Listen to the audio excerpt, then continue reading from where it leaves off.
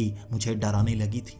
मैं भूतों पर यकीन नहीं करता था, लेकिन भूत होते तो खतरनाक हैं, ये कहानियां सुनी थी। कहीं ये भूतनी ना होकर एक इंसानी भूत हुआ, यानी मर्द हुआ, फिर क्या करूंगा? वो तो नुकसान पहुंचाएगा ना। वहां 7 बजे निकलने की कोशिश की थी, लेकिन वो पायल की आवाज जो खंडहर के पीछे से आई थी, मेरे कानों में वो आवाज खनक सी गई थी। कोई भी यहां मेरी जगह पर होता तो भाग निकलता, क्योंकि उसे पता चल जाता भूतनी आ गई है। ये मैं था जिसे बहुत ज्यादा खुशी हुई।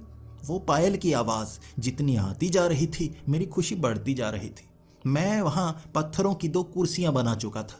मैं तो उससे मिलने को इतना ज्यादा बेताब था कि डेट करने के लिए जैसे एक छोटा सा रेस्टोरेंट ही बना लिया था मैंने। और तब मैंने देखा एक खंडहर की दीवार के ऊपर से जैसे छलांग लगाकर आई काले कपड़ों में एक लड़की। उसने सारे बाल चेहरे के आगे किए हुए थे, बिल्कुल फिल्मों की तरह। मैं भी डरने को तैयार था। पहली बार कोई लड़की मेरी तरफ आ रही थी। खुशी संभाली नहीं जा रही थी। वो मेरी तरफ चलकर आई और एकदम से एक झटका मेरे सामने आकर वो खड़ी हो गई। बाल उसके चेहरे की तरफ थे और वो हंसने लगी थी। उसकी हंसी भयानक लग रही थी, बिल्कुल फिल्मों में जैसे चुड़ैलें हंसती हैं। वहां उस कुर्सी पर मैं बैठा ही रहा, मैं उठा ही नहीं। वो मेरे काफी करीब आई, हंसकर कहने लगी, कौन हो तुम? तुम यहाँ नए लगते हो। अच्छा, अब आ ही गए हो तो कुछ बातें करते हैं। यही सुनने का मुझे सबसे ज्यादा इंतजार था। मैंने भी दूसरी कुर्सी के ऊपर से थोड़ा सा कपड़ा मारा और कहा, बैठो, बातें करने के लिए ही तो मैं आया हूं। मेरे ये शब्दों ने जैसे उस भूतनी को सन्न कर दिया था। कुछ समय तक वो कुछ बोली ही नहीं और फिर से हंसने लगी। अच्छा, तो तुम समझ नहीं रहे हो मैं कहना क्या चाहती हूं? तुम्हें खुद समझाना होगा। ये कहकर उसने अपने चेहरे से बाल हटाए। वो थोड़ी थोड़ी खूबसूरत भी लग रही थी, थोड़ी थोड़ी भयानक भी लग रही थी। चेहरा बहुत खूबसूरत, लेकिन आंखें बिल्कुल सफेद जैसे कोई चुड़ैल हो। उसके बाल हवा में लहरा रहे थे। उसकी नाक थोड़ी सी लंबी थी, लेकिन इसे चुड़ैल की नाक नहीं कह सकते, किसी मॉडल की नाक कह सकते हैं। वो भी मुझे काफी ज्यादा सुंदर लग रही थी, लेकिन वो मुझे डराने के लिए मेरी तरफ पड़ी और कहने लगी, तुम डर नहीं रहे? मैं एक चुड़ैल हूं, चुड़ैल से तो हर कोई डरता है, तुम क्यों नहीं डर रहे? तब ये बात सुनकर मेरी हंसी निकल गई। मैं शर्म के मारे मुस्कुराया था और 1 मिनट के लिए वो भी पीछे हट गई। अच्छा, मुझे डराने के लिए नकली दांत लगा कर आए हो? तब मैंने मुस्कुराना बंद कर दिया और कहा, नकली दांत नहीं है, ये मेरे असली दांत है। यकीनन जहां भी रहते होगे दहशत तो फैला रखी होगी तुमने।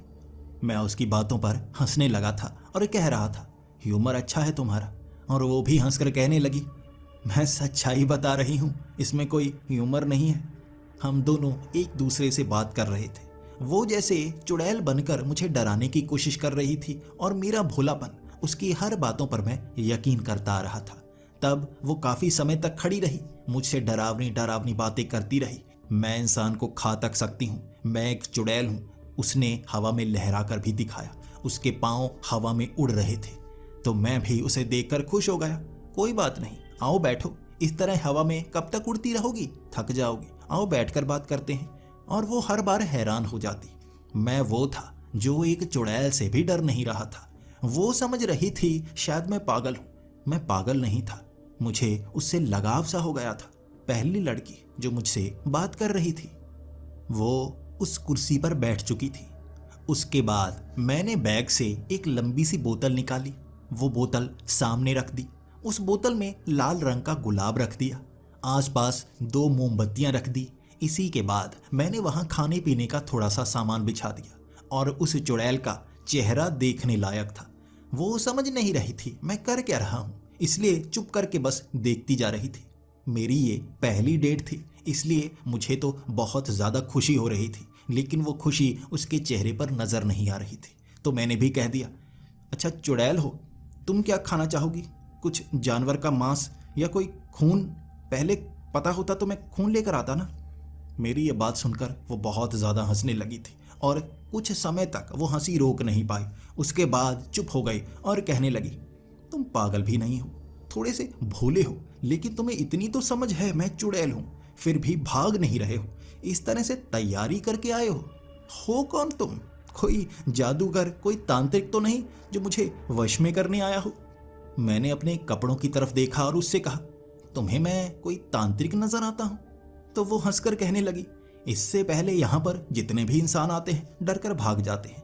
2-3 बार तांत्रिक आए थे मुझे काबू करने के लिए, बिना कपड़ों के भगाया यहां से उनको, बिना कपड़ों के, और कई जानवर उनके पीछे छोड़ दिए।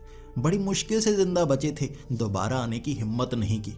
तुम भी तांत्रिक ही हो सकते हो जो बिल्कुल डर नहीं रहे, और बातें किस तरह की कर रहे हो समझ में नहीं आ रही।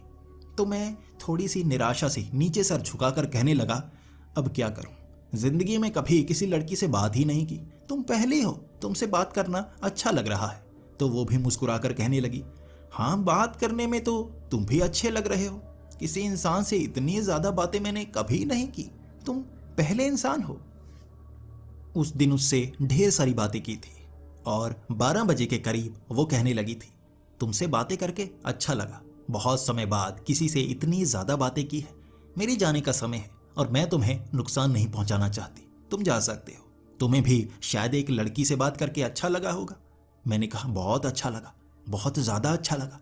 मेरे दोस्तों ने तुम्हारे बारे में जो भी बताया था, तुम तो उससे भी ज्यादा अच्छी हो। वो मुस्कुराकर गई थी और जाते जाते मुझसे कहकर गई थी, दोबारा कभी मन करे तो मिलने आ जाना। मैंने कहा, कल ही आऊंगा, मेरा तो अभी मन कर रहा है। मैं तो कह रहा हूं जाओ मत, यहीं रुकी रहो, यहीं बैठकर बातें करते रहते हैं। वो मुस्कुराकर वहां से चली गई थी और रात को 2 बजे वापस उस गांव में पहुंचा था मैं। उस गांव में बिल्कुल अंधेरा था और मैं अंधेरे में चली जा रहा था। आगे एक बूढ़ा आदमी घर के बाहर बैठा था, शायद गर्मी से बेहाल होकर घर से बाहर आया था और मुझे देखकर हैरान, ये लड़के इस तरह सड़कों पर अकेले क्यों घूम रहा है, कोई चुड़ैल चिपक गई फिर मत कहना। मैं तब उसको ये कहने लगा था, तुम्हारे मुंह में घी शक्कर, काश ऐसा हो जाए। मेरी तरफ वो देखता रह गया था और धीरे धीरे मैं आगे की तरफ चल पड़ा था। उसका हैरान चेहरा था, वो समझ नहीं पाया था मेरे शब्दों का मतलब क्या है। आखिर मेरे शब्द इतने बुरे नहीं थे कोई समझ ना पाए, मैं तो सही से कहकर आया था। मैं उस सुबह घर पहुंचा था और पूरा दिन सोचता रहा था।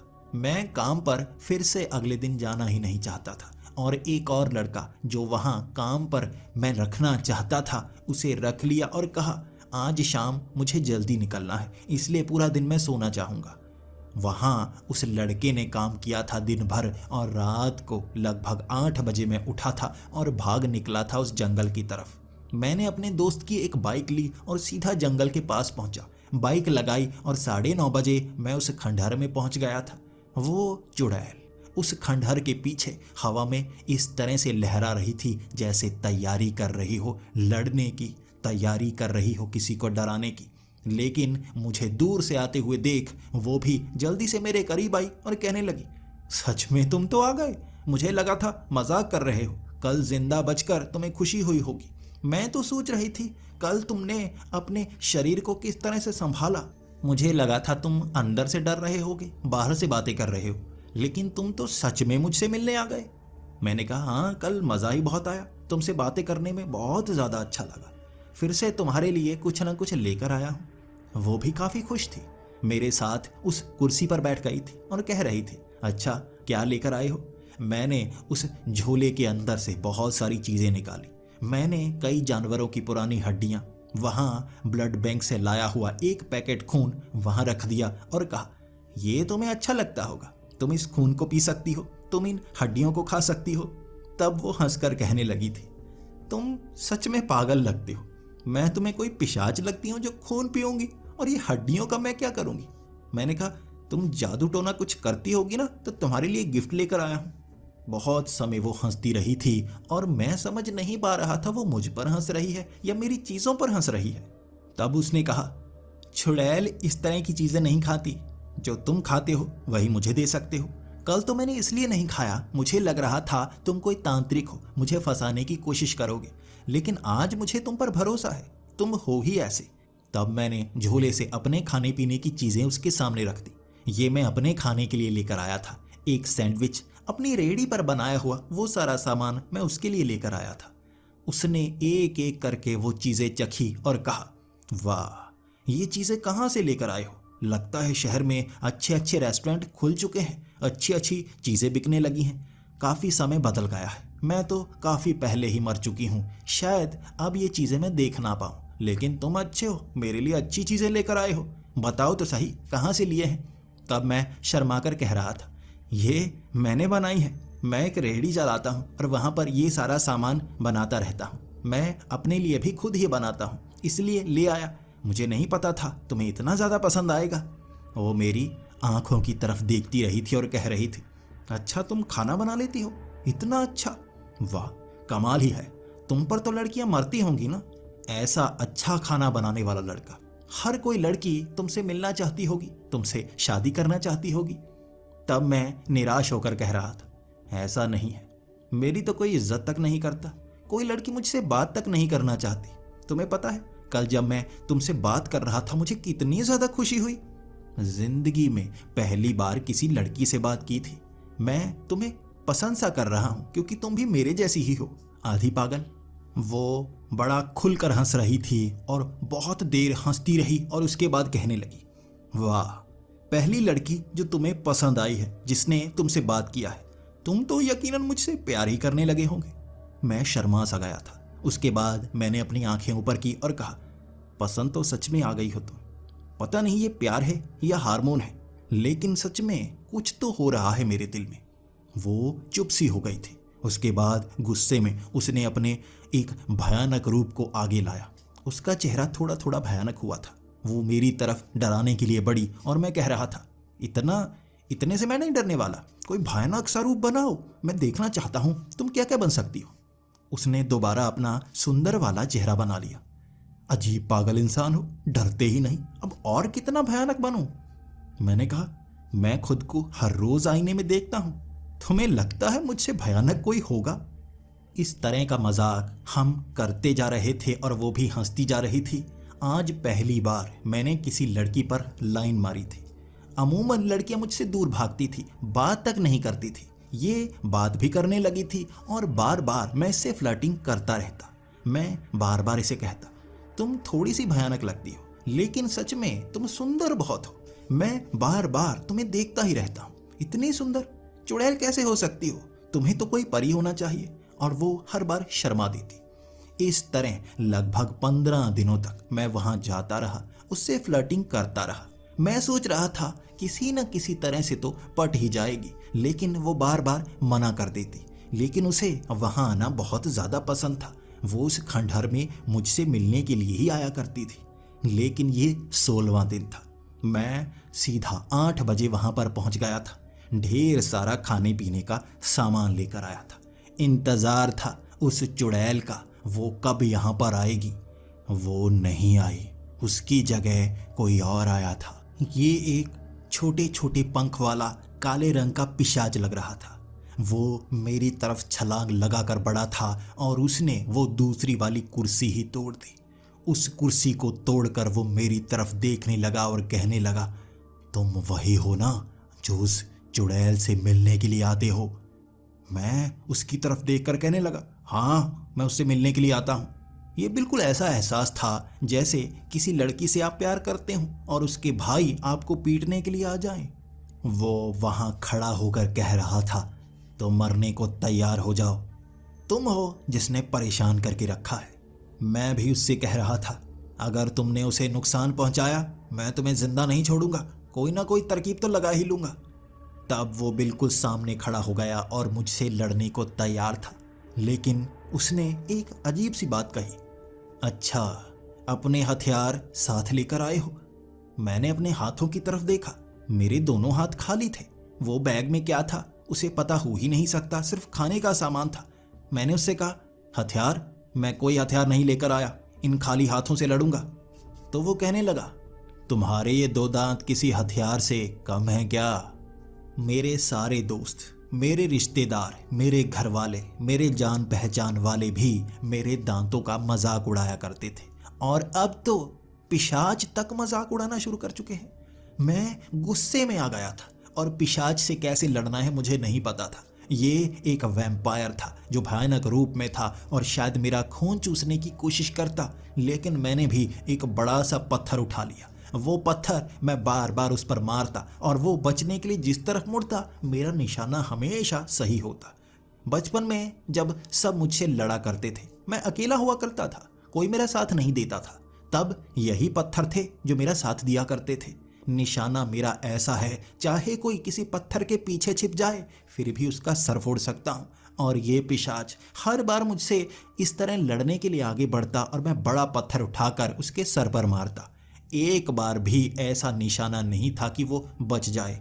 उसके सर से खून बहने लगा था और एक पत्थर पर बैठकर कहने लगा था, मेरे भाई माफ कर दे, तेरा तो निशाना ही बहुत पक्का है, तुझे मारने की कोशिश भी कैसे कर सकता हूँ, आधा खून तो तूने मेरा बहा रखा है। ये कहकर वो जमीन पर बैठ गया। तब मैं उसके करीब जाकर कहने लगा, तुम्हें नुकसान नहीं पहुंचाना चाहता, तुम जा सकते हो। जैसे ही मैं उसके करीब गया, ये उसकी तरकीब थी मुझे फंसाने की। उसने छलांग लगाई और मेरी छाती पर बैठ गया, मेरी गर्दन को अपनी उंगलियों से पकड़ लिया था और मेरी बाजू पर अपने घुटने लगा दिए थे। मुझे जकड़ लिया था और मैं हिल नहीं पा रहा था। पीछे से उड़ती आती हुई वो चुड़ैल जिसने उस पिशाच को उड़ाकर वहां से फेंक दिया, उसने इतनी जोर से धक्का दिया था और वो भयानक रूप आज थोड़ी थोड़ी भयानक वो लग रही थी। अपनी तरफ से उसने अपना चेहरा पूरा भयानक बनाया था, लेकिन मैं उसे पसंद करता था। ये चेहरा भी मुझे खूबसूरत लग रहा था। उस भयानक चेहरे से उसने पिशाच को डराने की कोशिश की और पिशाच से भी लड़ना शुरू कर दिया। वो पिशाच जिसके सर से खून बह रहा था एक कोने में जाकर कहने लगा, मुझसे तो लड़ पाई हो, कितनों को रोक पाओगी, ये भी कितनों से बच पाएगा, एक ना एक दिन मारा ही जाएगा, आगे तुम्हें पता है क्या होने वाला है। ये कहते ही वो पिशाच वहां से जा चुका था और मेरी आंखों से भी आंसू आ गए और वो चुड़ैल मुझे उसने गले से लगा लिया था। पहली बार किसी लड़की ने गले से लगाया था और मुझे गले से लगाकर वो रोती जा रही थी। 15 मिनट तक वो रोई थी और उसके बाद उसने कहा था, मैं भी तुम्हें पसंद करने लगी थी, लेकिन मैं अपनी हद भूल गई थी।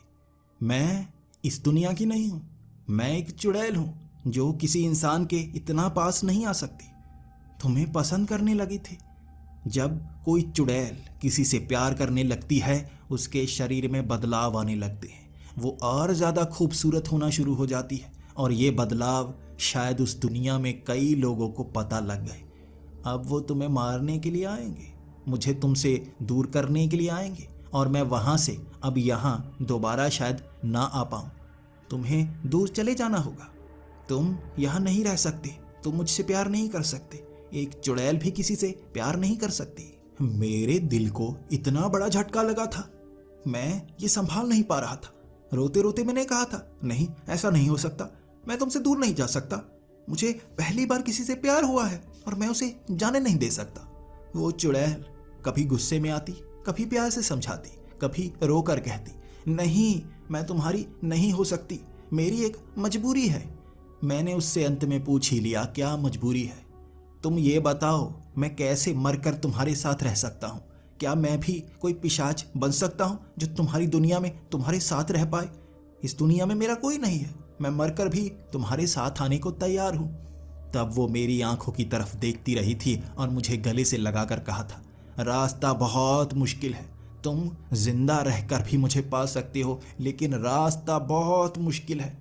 एक चुड़ैल का शरीर दूसरी दुनिया में कैद किया होता है।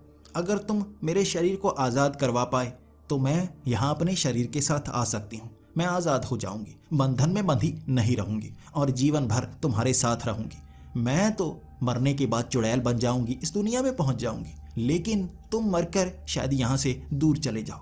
क्या इतना समय मेरे साथ बिताना चाहोगे? मैंने कहा, हाँ बिताना चाहूँगा, मुझे बताओ तुम्हारे शरीर को आज़ाद कैसे करवाना है। और उसके बाद उसने जो जो बताया मैं भी घबराने लगा था। उसने कहा था, यहाँ एक रास्ता है दूसरी दुनिया में जाने का, वहीं से हम शक्तियाँ यहाँ पर आती हैं। अगर तुम उस रास्ते से हमारी दुनिया में पहुँच जाओ तो वहाँ भयानक से भयानक जीव मिलेंगे, उनसे भी तुम बच जाओगे, लेकिन जो काम करने आए हो वो बहुत खतरनाक है। तुम्हें एक ऐसी भूल भुलैया में पहुँचना होगा जहाँ पर तरह तरह के ऐसे भयानक जीव मिलेंगे भूत पिशाच दानव मिलेंगे और उनसे तुम्हें जीतना होगा, तब जाकर तुम आगे बढ़ते जाओगे। अंत में मेरा शरीर मिलेगा और वो शरीर लेकर तुम्हें यहाँ पहुँचना है। जब उस शरीर में मुझे डाल दोगे तो मैं तुम्हारी हो जाऊंगी। मैं एक इंसान बन जाऊंगी, एक इंसानी शरीर में चुड़ैल जो ताउम्र तुम्हारे साथ रहेगी। मैंने हामी भर दी थी और मैं उसके साथ चल पड़ा था उस दरवाजे की ओर। वहाँ जंगल के अंधेरे रास्ते में एक ऐसा तालाब था जिसका पानी काला था। वो पानी में बार बार लहर बन रही थी और उससे एक जीव बाहर की तरफ निकलता। तब उसने मुझे बताया था, ये जीव जब इस तालाब से निकलते हैं तब इनके सामने बिल्कुल नहीं आना है, लेकिन जब तुम इस दूसरी दुनिया में पहुंच जाओगे वहां तुम्हें ये नुकसान नहीं पहुंचाएंगे। वहां किसने सोचा होगा एक इंसान दूसरी दुनिया में आया है, वो भी तुम्हारे साथ सही तरीके से बर्ताव करेंगे। बस यहाँ तालाब के अंदर जाने समय ध्यान रखना। मैं छिपता हुआ घिसड़ता हुआ आगे बढ़ने लगा और उस तालाब से कभी कोई पिशाच निकलता, कभी ऐसी ही एक चुड़ैल निकलती। धीरे धीरे उस पानी के पास गया और नीचे एक अंदर की तरफ जाती हुई गुफा दिखी थी। ये एक अजीब सा पानी था जिसमें दम नहीं घुट रहा था। मैं उस काले से पानी के अंदर गया। उस गुफा में एक दरवाज़ा था। उस दरवाजे के पार पहुंचते ही मैं एक अजीब सी दुनिया में था। मेरा हाथ पकड़े वो चुड़ैल। मैं उसका नाम तक नहीं जानता था क्योंकि उसे भी अपनी जिंदगी का नाम पता नहीं था। उसका शरीर तो कैद था ना, इसलिए मैं उसे चुड़ैल ही कह रहा था। ये जंगल जैसा इलाका था, पेड़ बिना पत्तों के, हर तरफ अंधेरा। अंधेरे में जमीन से निकलती थोड़ी थोड़ी रोशनी, इस कारण जमीन देखी जा सकती थी, लेकिन भयानक और भूतिया से पेड़, आसपास से चलकर जाते हुए भूत, काले साए, अधकटे से जानवर, ऐसे ऐसे जीव देखे थे जो मुझे हैरान कर रहे थे और बार बार हर किसी को देखकर मैं डर सा जाता, लेकिन कोई भी जैसे मेरे चेहरे से ज्यादा भयानक नहीं था। हर कोई मुझे देखता और मुझसे भी डर जाता। मैंने खुद से डरते हुए भूत देखे थे। मेरे दांत हैं ही ऐसे, मैं क्या करूं? मैं बस उस चुड़ैल के सामने सुंदर बनना चाहता था। मैं अब आगे बढ़ने लगा था। वो मुझे एक रास्ते पर ले जाती रही और मैं उसके साथ चलता रहा। आगे पहुंचकर एक बड़ा सा महल सा बना हुआ था, लेकिन क्या बताऊं, आगे से महल, पीछे बिल्कुल सपाट, बिल्कुल कुछ नहीं, जैसे सामने से एक ईंट का महल का एक दीवार जैसा ढांचा तैयार कर दिया हो और पीछे कुछ भी नहीं। जैसे ही उस दरवाजे के अंदर गया था, सामने ये गुफाओं जैसा कुछ था। मैं इसे समझा नहीं सकता। गुफाएं जमीन के अंदर होती हैं, ये पेड़ पौधों की बनी हुई गुफाएं जमीन के ऊपर थी और मुझे उसने कहा था मैं इसके अंदर नहीं जा सकती, इसके अंदर शरीर के बिना जाया नहीं जा सकता, तुम्हें इसके अंदर जाना होगा। और ध्यान रखना, तुम्हें अजीब अजीब जीव मिलेंगे जो तुम्हें भटकाएंगे, जो तुम्हें बहकाएंगे। तुम्हें जीतना है उनसे, हर हालत में जीतना है, आगे बढ़ते जाना है। तुम्हें एक शरीर मिलेगा, अंत में वो मेरा शरीर होगा। मैं यहाँ हाथ लगा चुकी हूँ, मेरा शरीर तुम्हें यहाँ पर लेकर आना है। छोटा सा शरीर होगा जो तुम्हें हाथ में मिलेगा, वो शरीर यहाँ तक ले आना और उसके बाद मुझे वो शरीर मिल जाएगा। मैं उस गुफा में अब आगे की तरफ बढ़ने लगा। पीछे वाला दरवाज़ा धुंधला सा हो गया था। वो चुड़ैल भी अब मुझे नज़र नहीं आ रही थी, लेकिन इश्क की वो खुमारी सर पर चढ़ी हुई थी। मैं उसे बचाने की हर कोशिश कर रहा था। अब मैं सामने एक मोड़ तक पहुंचा। वहाँ दो रास्ते थे, एक दाईं तरफ जाने वाला, एक बाईं तरफ जाने वाला, और उसके आगे काले रंग का एक साया खड़ा था। जैसे ही मैं वहाँ पहुंचा, इधर उधर देखने लगा कि कौन से रास्ते में जाऊं। वो साया मुझसे कहने लगा, दोनों रास्ते भयानक हैं, सोचना भी मत, मारे जाओगे। मैंने कहा, मारे जाओगे? एक रास्ते में मुझे आगे बढ़ना है, एक गलत है, क्या तुम बता सकते हो कौन सा गलत है? तो वो मुझे कहने लगा, बता तो सकता हूँ, लेकिन कारण क्या है आने का, क्यों आए हो? मैंने कहा, उस चुड़ैल का शरीर लेने। तो उसने कहा, शरीर लेने? यहाँ शरीर नहीं मिलता, यहाँ मौत मिलती है। जब तुम अंत में पहुंच जाओगे तुम्हें मौत मिलेगी और वो मौत भयानक होगी। तुम्हारी आत्मा को कैद कर लिया जाएगा। किसने फंसाया है तुम्हें? मैंने डरते हुए कहा, फंसाया नहीं है किसी ने, मुझे वहां जाना है, शरीर लेकर आना है। वो हंसता हुआ कहने लगा था, पागल लड़के, मरने के लिए खुद आए हो। अमूमन यहाँ शैतान लेकर आते हैं, तुम तो खुद मरने के लिए आ रहे हो। आओ आओ, कौन सा रास्ता चुनना चाहोगे बताओ, पीछे जाकर मरकर निकल आना। मैं एक रास्ते में आगे बढ़ने लगा था, तभी उसने रोक कर कहा, देख लड़की, मैं एक साया हूँ, साधारण सा साया। मैं किसी को मारता नहीं, मैं घरों में रहता हूँ, घरों का चुनाव करता हूँ जो वीरान हो। वहाँ इंसान आ जाए मैं उन्हें डराता हूँ, कभी मैं किसी को मारता नहीं। लेकिन तुम जिस रास्ते में जा रहे हो मारे जाओगे, मुझे अच्छा नहीं लगेगा। मैं किसी को मारना पसंद नहीं करता, ना मरते देखना पसंद करता हूँ। मेरी मौत भयानक रूप से हुई थी, तब मैं साया बना हूँ और किसी को इस तरह मरने नहीं दे सकता। मत जाओ आगे, मत जाओ, मेरी बात मानो। लेकिन मैं उस रास्ते आगे बढ़ना चाहता था, तभी मैंने सोचा इस रास्ते आगे जाने से ये रोक रहा है, दूसरे रास्ते का चुनाव करके देखता हूँ। तब मैं कहने लगा, ठीक है, इस रास्ते में मौत होगी तो मैं दूसरे रास्ते चलता हूँ। जैसे ही मैं उस रास्ते में जाने लगा, उसने मुझे कहा, चले जाओ, इस रास्ते से ठीक है, फिर भी तुम बच जाओगे, घूमकर यहीं निकल आओगे और दरवाजे से बाहर चले जाना। मैं जैसे ही पैर रखने वाला था, मेरे दिमाग की घंटी बजी। मुझे फंसाया जाएगा, बहकाया जाएगा, ये कहा था उस चुड़ैल ने।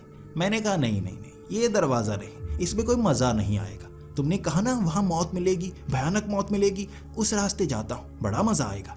ये कहते ही मैं दूसरे रास्ते चल पड़ा और पीछे से वो गुर्राता रहा, अरे पागल लड़के, तुझे कह तो रहा हूँ यहाँ से नहीं जाना है।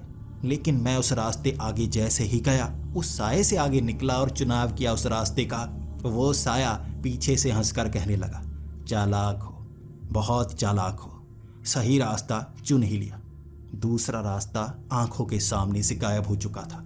यहाँ एक ही रास्ता था, दूसरा तो सिर्फ भ्रम था और वो साया सिर्फ मुझे बहकाने के लिए था। वो साया गायब हो गया और मैं अब आगे बढ़ने लगा था।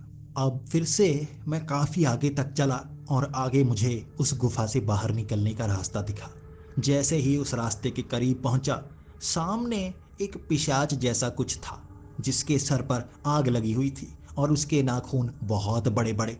उसने मुझे रोका और कहा, तुम आगे नहीं जा सकते, इतनी आसानी से आगे जाने का रास्ता नहीं है। मैंने कहा, मुझे आगे जाना है, आगे जाकर ही मैं उस चुड़ैल के शरीर को लाना चाहता हूँ, मुझे जाने दो, रोकने की कोशिश मत करो। तब वो मेरी तरफ देखकर कहने लगा, देखे हैं ये नाखून कितने बड़े बड़े हैं, तुम्हारे दांतों के सामने भले ही छोटे हैं लेकिन नुकसान पहुंचा सकते हैं। वो हंसने लगा था और इस चीज़ से मैं और ज़्यादा चिढ़ गया। अब इस दुनिया में भी ये शैतान मुझे बख्श नहीं रहे हैं। मैं गुस्से में आकर उससे कहने लगा, मैं आगे जाना चाहता हूँ, तुम मुझे रोक नहीं सकते। तभी उसने अपने नाखून ज़मीन पर मारे और ज़मीन में बहुत सारे खड्डे बना दिए। अगर मैं आगे बढ़ा होता तो मेरे वो चिथड़े उड़ा देता। तब उसने कहा, जा सकते हो लेकिन मुझसे मुकाबला करना होगा। ये सुनते मैं थोड़ा सा घबरा गया। उसके नाखून, उसका शरीर तगड़ा था, मैं उससे लड़ नहीं सकता था, अगर लड़ा तो जीत नहीं सकता था। क्या करूं? मैंने कहा, ठीक है, मैं तैयार हूं तुमसे लड़ने के लिए। तो उसने कहा, लड़ने के लिए? पागल हो क्या? हम इस दुनिया में ऐसे लड़ाई नहीं करते। हाँ, दूसरी दुनिया में ज़रूर करते हैं। यहाँ युद्ध होगा बातों का, तुम बातों से जीत जाओ, आगे निकल सकते हो। मैं हैरान था, एक ऐसा शैतान मुझसे बातों का युद्ध करना चाहता था। मैंने कहा, चलो शुरू करते हैं बातों का युद्ध, क्या कहना चाहोगे? उसने शायरी शुरू कर दी। वो यहाँ मुशायरा लगाना चाहता था और चाहता था मैं अपनी शायरी से उसे हराऊं। उसने पहली शायरी शुरू की, इंसान आया दुनिया से लिए बड़े बड़े दांत, समझ रहा है जीत जाएगा, कर देगा वो 5। मैं मुशायरा नहीं कर सकता था। शायरी मैंने काफ़ी सुनी थी, भयानक से भयानक, घटिया से घटिया सुनी थी, शायद इससे भी ज़्यादा घटिया। लेकिन बात मेरे दांतों पर आ गई थी। अंदर से वो गुस्सा निकल रहा था और गुस्से ने बना दी वो शायरी। कौन हो तुम, कहाँ से आए हो और क्या चाहते हो? कौन हो तुम, कहाँ से आए हो और क्या चाहते हो? सच सच बताओ, कहीं तुम भी उस चुड़ैल को चाहते हो? तब इस शायरी को सुनकर उस शैतान ने भी कहा, वाह वाह वाह वाह, क्या शायरी है, अथू, इससे घटिया शायरी मैंने नहीं सुनी। तो मैंने कहा, वाह, तुम्हारी बहुत अच्छी है, अब मुकाबला करो। तुम्हें लग रहा है तुम हारने वाले हो, तुमसे भी घटिया शायरी करने वाला कोई आ गया। तब वो शैतान आगे कहने लगा, कौवे चढ़े पहाड़ पर उड़ते उड़ते जाएं, कौवे चढ़े पहाड़ पर उड़ते उड़ते जाएं, देखा एक इंसान जिसके दांत जुड़ते जुड़ते जाएं। मैं समझ गया था ये वो शायरी सुना रहा है जिससे मुझे दुख लगे। मेरे दांतों को मेरी कमजोरी समझ रहा था और मैंने भी तब दिमाग लगाया, इसकी कमजोरी क्या हो सकती है। मैंने भी एक ऐसी शायरी बोली जिसने उसे चुप करवा दिया। कौवा चढ़ा पहाड़ पर, कौवा चढ़ा पहाड़ पर, कर दिया काम महान, जिंदगी में पहली बार देखा रंडवा शैतान। मेरे ये वो शब्द थे जिससे वो बहुत ज़्यादा चिढ़ गया। वो अकेला था और मुझे लग रहा था अकेलेपन का एहसास उसे हो रहा होगा, और मेरे ये शब्द से वो इतना चिढ़ा कि गुस्से में आ गया और मुझे कहने लगा, चला जा यहाँ से, चला जा, वरना तेरे चिथड़े कर दूंगा। ये रास्ता सीधा आगे तक जाता है, आगे जाके मर, अब मुझसे बात करने की कोई ज़रूरत नहीं है। वो खुद ब खुद पीछे हट गया था और रास्ता साफ था। मैंने एक और अड़चन पार कर ली थी और उसके बाद सीधा मुझे छोटा सा शरीर दिख रहा था जो एक बड़े पत्थर पर रखा हुआ था। जैसे ही मैं उसे उठाने के लिए करीब गया, वहाँ पर एक जिन्न था। वो जिन्न नीचे छोटे आकार में बैठा हुआ था और वो रखवाली उस शरीर की कर रहा था। उसने मुझसे कहा, तुम्हें इस शरीर को ले जाने की इजाज़त तब मिलेगी, तुम्हें भी एक चीज़ देनी होगी। मैंने कहा, मैं कौन सी चीज़ दे सकता हूँ, मेरे पास तो ऐसी कोई चीज़ नहीं है। तो उसने कहा, तुम्हें ज़िंदगी की कोई ऐसी चीज़ देनी होगी जिससे तुम्हारी पूरी ज़िंदगी बदल गई। अगर वो चीज़ ना होती तो तुम्हारी ज़िंदगी कुछ अलग होती। अब बताओ तुम्हारे पास ऐसा क्या है? तुम्हारा दिल, तुम्हारे पैसे, तुम्हारा काम, वो क्या चीज़ है जिसने तुम्हारी ज़िंदगी सबसे ज़्यादा बदली है? ये जिन्न मेरी वो चीज़ मांग रहा था। शायद उसके बाद मुझसे सब कुछ छिन जाता। ऐसी कौन सी चीज़ है जो मुझे मिल चुकी है, मेरी है? वो चुड़ैल अभी तक मेरी हुई नहीं है तो उसे मैं दे नहीं सकता। मुझे इस चीज़ की बहुत ज़्यादा खुशी हुई। मैं सोचने को मजबूर होता जा रहा था और वो हंसता जा रहा था। मैं कोई ख़ास चीज़ लेता हूँ तब जाकर एक चुड़ैल को आज़ाद करता हूँ। बताओ, जल्दी से दो, अगर नहीं दे सकते तो वापस चले जाओ। मैं वापस नहीं जा सकता था, लेकिन मेरे दिमाग की घंटी अचानक ही बजी। उस जिन्न ने कभी सोचा तक नहीं होगा मैं वहाँ पर क्या रखूँगा। उसने हथेली आगे की तरफ बढ़ा दी। उसने कहा, रखो यहाँ पर वो चीज़, रखो यहाँ पर। और मैंने, आप सोचिए क्या रखा होगा। मैंने अपने दांत आगे की तरफ बढ़ाकर उसके हाथ पर रख दिए और मैंने कहा, ये वो चीज़ है जिसने मेरी ज़िंदगी सबसे ज़्यादा बदली है। बचपन से लेकर अब तक मेरी ज़िंदगी खुशहाल होती अगर ये दांत ना होती। ये बाहर की तरफ निकले हुए दांत, इसने मेरी ज़िंदगी बर्बाद कर दी है। ले लो इसे, इस शापित दांतों को ले लो। जैसे ही मेरे दांत उसके हथेली को छुए थे, एक झटका सा लगा। मेरे आगे वाले 2 दांत गायब हो चुके थे। मैं बूढ़ा बन चुका था, यानी कि मेरे दांतों की जगह कुछ नहीं। लेकिन मैं पहले से शायद ठीक ही लग रहा हूँ। इसके बाद वो लंबे से दांत वो उस जिन्न के लग चुके थे और वो पहले ही भयानक था। और यकीन कीजिए, मेरे ये दांत लगने के बाद उसका चेहरा, मेरी खुद की चीख निकल गई थी और मैं चीखते चीखते उस छोटे से शरीर को उठाकर बाहर की तरफ भागने लगा और कहने लगा, रखे रहो, मैं वापस नहीं लेना चाहता। ये कहता हुआ मैं बाहर की तरफ भागा था और पीछे से उसके चीखने की आवाज़ें भी आ रही थी, कमीने, ये क्या कर दिया कमीने। और उसकी चीखों ने मुझे काफ़ी ज़्यादा हैरान किया। मैं भागकर उस दरवाजे के पास पहुंचा था और मुझे वो चुड़ैल नज़र आई ही नहीं थी। मैं उसका इंतज़ार कर रहा था। उस दरवाजे के बाहर बैठी वो रो रही थी। उसने जैसे ही मेरी तरफ देखा, भागकर मुझे गले से लगा लिया। मुझे उम्मीद नहीं थी, तुम उस शैतान के पार चले गए, एक जिन्न से भी सौदा कर लिया। क्या दिया उसे? उसके ये शब्दों का जवाब मैंने हंसकर दिया था। मेरी ज़िंदगी की वो चीज़ जिससे मेरी ज़िंदगी बदल गई, मेरे दांत। वो भी हंसी थी और मैं भी हंसा था। इसके बाद वो रास्ते से हम बाहर आ गए और उस जंगल में, उस शरीर में वो चुड़ैल साधारण स्त्री बन गई थी। वो मुझे गले से लगाकर कह रही थी कि मैं अब सारी जिंदगी तुम्हारे साथ बिताना चाहती हूँ। एक इंसान को क्या चाहिए, एक आदमी को क्या चाहिए, उसे प्यार करने वाली एक बीवी। मुझे वो मिल चुकी थी। इसके बाद मैं उसे अपने घर ले आया।